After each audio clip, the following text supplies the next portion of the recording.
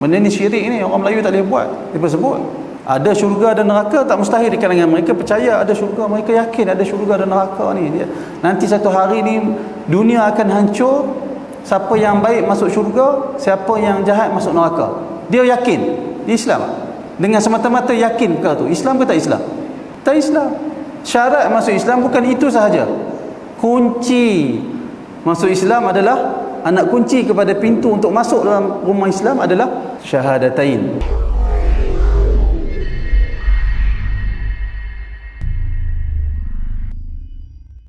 Ya, betul. Orang yang bukan orang Islam, mereka juga percaya masuk kepada neraka berdasarkan perkataan mereka. Bahkan sebenarnya mereka percaya kebangkitan semula.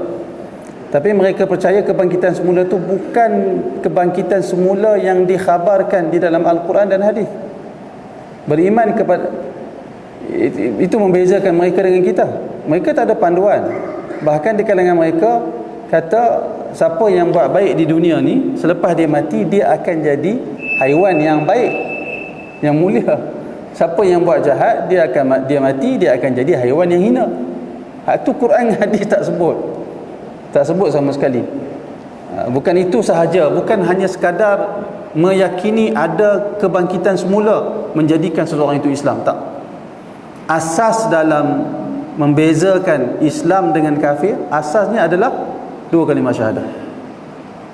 Menyaksikan tak ada Tuhan, hanya Allah sahaja. Dan kedua, mengaku ikutan kita adalah Rasulullah sallallahu alaihi wasallam, bukan lain, bukan Buddha, bukan lain. Hanya Rasulullah ikutan kita dalam beragama. Dan apa yang disampaikan dari Allah dan dari Rasulullah, kita wajib imani. Semua itu tak ada pada mereka.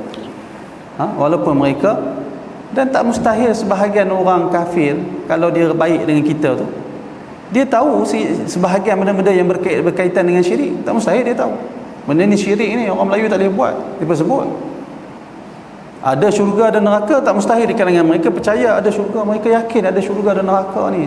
Nanti satu hari ni dunia akan hancur, siapa yang baik masuk syurga, siapa yang jahat masuk neraka. Dia yakin, dia Islam. Dengan semata-mata yakin perkara tu. Islam ke tak Islam? Tak Islam. Syarat masuk Islam bukan itu sahaja. Kunci masuk Islam adalah, anak kunci kepada pintu untuk masuk dalam rumah Islam adalah syahadatain, dua kalimah syahadah. Bila dua kalimah syahadah, dia meyakini sama seperti kewajipan yang wajib diyakini oleh seorang Islam, maka dia orang Islam. Ada tak orang, sebagai contoh tuan-tuan, dia yakin Tuhan yang sebenar-benarnya hanya Allah, dan dia yakin Allah Ta'ala telah mengutuskan Nabi Muhammad untuk diikuti. Dia yakin. Masuk Islam, tengah duk belajar salat, hak lain daripada dia tak tahu. Malaikat barangkali dia tak tahu. Apa malaikat pun dia tak tahu. Apa lagi? Kitab dia pun tak tahu. Dia pun tak tahu apa tentang kitab. Takdir pun dia tak tahu. Ketentuan semua dia tak tahu. Tapi dia yakin Allah Ta'ala Tuhan yang sebenar-benarnya. Nabi Muhammad, Allah Ta'ala telah mengutuskan seorang Rasul untuk membimbing manusia kenal Allah. Hari ni masuk Islam, dia tak kenal semua rukun-rukun iman tu. Esok meninggal. Islam ke tak Islam? Islam. Dia Islam. Dia ada peluang masuk syurga? Dia ada peluang masuk syurga. Kerana dia tidak sempat mengetahui perincian-perincian tentang tuntutan iman. Dia Islam. Dia ada peluang masuk syurga. Kalau dia iman dengan sebenar-benar iman, dia masuk syurga. Dia ahli syurga. Walaupun banyak perkara yang dia tak tahu berbanding kita. Walaupun dia banyak perkara yang tak tahu berbanding kita. Itu perlu dibezakan antara, katalah ada orang mengaji hebat, pengajian Islam, orientalis dulu tuan-tuan. Orientalis dulu ni, kita orang Islam yang mengaji Islam, nak cek hadis, kena rujuk kitab yang ditulis oleh orientalis yang kafir. Belajar hadis, dia buat fehras, kitab indeks untuk semak hadis. Kita macam saya baca kitab ni kan, macam tadi kita baca hadis, inna lisyaitan lamatan bi bani Adam. Sesungguhnya bagi syaitan itu adalah lamah pada anak Adam ni, ada tempat yang dekat dengan anak Adam. ada tempat duduk yang dekat dengan anak Adam. Hadis tu riwayat siapa? Kalau dalam kitab ni dia tak sebut riwayat siapa. Jadi macam mana nak tahu hadis tu dari mana? Kalau dululah kita kena rujuk kitab yang ditulis oleh orang kafir, orientalis yang saya sebut. Dia buat kitab indeks cari hadis. Jadi cara dia kita akan tengok perkataan-perkataan yang jarang ada pada hadis yang lain. Contoh lamah. Kita akan carilah lamah, bukalah huruf lam, cari hadis daripada huruf lam, carilah lam mim tamarrutah, cari lamah, kita akan jumpa. Bila lamah, dia akan senaraikan semua hadis yang ada perkataan lamah. Dia akan ambil perkataan tu saja, ayat yang ada perkataan tu, lalu di hujung dia akan sebut, dia akan buat rumus, dia akan buat tanda.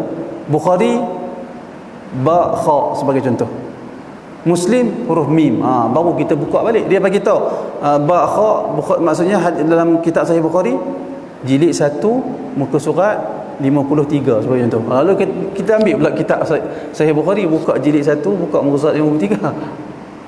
Kitab untuk cari hadis tu bukan orang Muslim buat kitab tu, tapi kitab tu tak gunalah sekarang ni, jarang guna, saya pun tak pernah guna, saya pun tak beli kitab tu disebabkan sekarang ada internet. Sekarang ada kitab-kitab yang kita mudah cari, kita dapat tahu terus dari mana sumber hadis tu. Lagi mudah lah setelah ada sekarang ni banyak aplikasi-aplikasi yang dibuat oleh orang Islam. Antara yang popular hari ni diguna oleh orang agama iaitulah Al-Maktabah Asy-Syamilah, yang menghimpunkan, saya ingat, ratusan ribu kitab.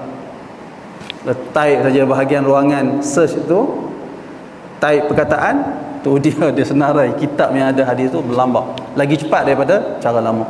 Tapi orang yang mengaji Islam begitu, dia tak beriman. Kalau kita bahas dengan dia, barangkali dia lebih alim daripada kita. Dia tahu semua perkara, dia tahu tentang hari kebangkitan, dia tahu pendetilan hari kebangkitan, tapi dia tak bersyahadah. Islam ke tak? Tak Islam. Dia tidak dikira sebagai seorang Muslim walaupun dia alim. Begitulah yang membezakan antara Islam dan kafir. Wallahu a'lam.